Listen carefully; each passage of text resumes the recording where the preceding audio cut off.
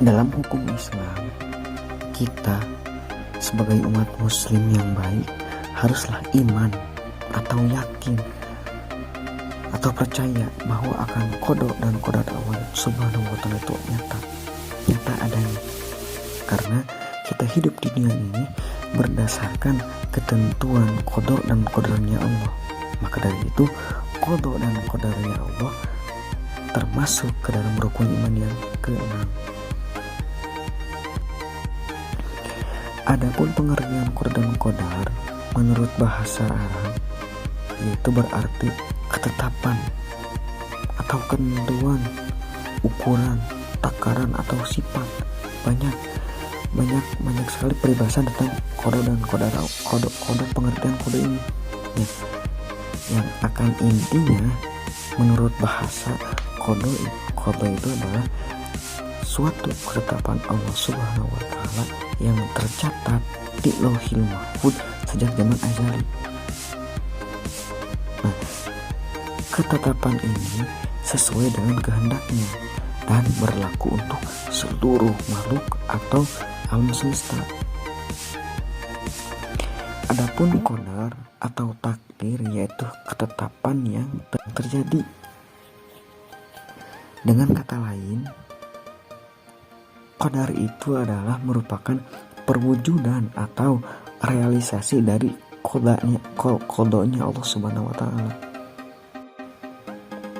Dengan demikian, segala sesuatu yang terjadi kepada diri kita maupun orang lain itu semua sudah ditetapkan, sudah direncanakan oleh Allah Subhanahu wa ta'ala dari sejak zaman azali yang ditetapkan di Lauhil Mahfuz.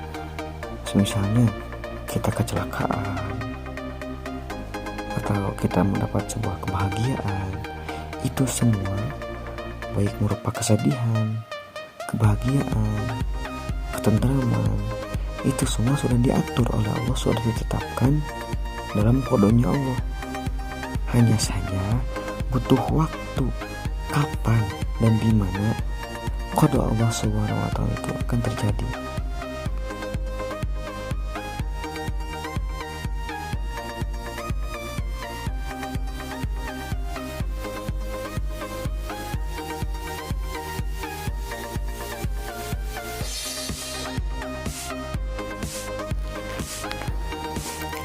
Dalam kehidupan sehari-hari, kita terbiasa menggunakan kata-kata takdir. Padahal yang dimaksud di sana adalah qada dan qadarnya Allah. Nah, adapun takdir itu sendiri dibagi atas dua hal, yaitu qada dan qadar tersebut dibagi menjadi dua bagian, yaitu takdir mubrom dan takdir mu'allaq. Takdir mubrom adalah yaitu takdir atau ketetapan Allah Subhanahu wa ta'ala yang tidak dapat diubah atau tidak dapat diubah oleh siapapun. Di antara contoh-contoh takdir mubrom, contoh, setiap makhluk pasti akan mengalami mati atau seseorang pasti akan mengalami kematian. Intinya setiap makhluk hidup yang bernapas, baik kita sebagai manusia ataupun hewan ataupun tumbuhan sekalipun, pasti akan merasakan kematian. Dalam firman Allah dikatakan bahwa kullu nafsin dha'iqatul maut. Setiap yang bernyawa pasti akan merasakan kematian. Nah, takdir di sana itu takdir atas kematian termasuk takdir mubrom, yaitu takdir yang tidak bisa dipungkiri dan tidak bisa dielakkan. Pasti setiap yang bernyawa, setiap makhluk hidup akan merasakan kematian. Contoh lain, manusia pasti mempunyai akal, pikiran, dan perasaan.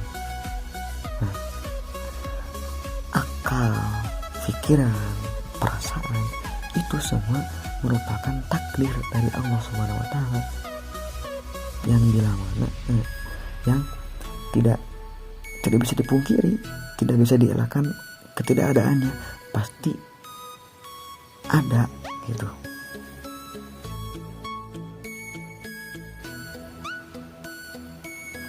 Yang kedua, ada takdir mu'alaq. Adapun takdir mu'alaq tersebut itu takdir yang masih dapat diubah. Nah, diubah juga melalui usaha manusia.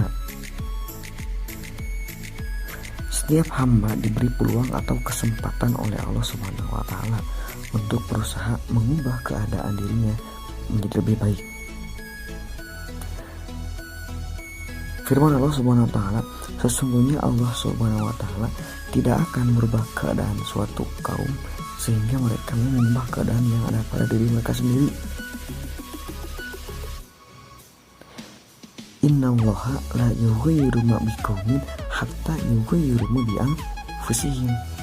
Yaitu sesungguhnya Allah Subhanahu wa taala tidak akan merubah sebuah golongan atau sebuah kaum terkecuali mereka akan merubah terhadap dirinya sendiri.